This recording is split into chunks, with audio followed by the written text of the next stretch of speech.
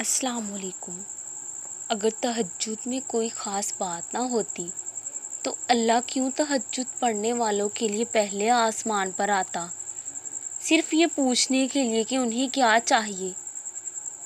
اللہ ان کی دعائیں 7 آسمانوں کے پار سے بھی سن سکتا ہے، لیکن پھر بھی اللہ ان سے ملاقات کے لیے تشریف لاتا ہے۔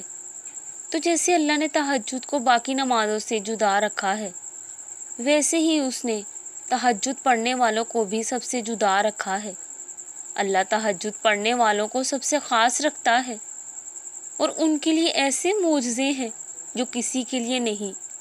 اب اللہ 7ویں سے پہلے آسمان پر اپنے بندوں کو خالی ہاتھ لوٹانے تھوڑی نہ آتا ہے۔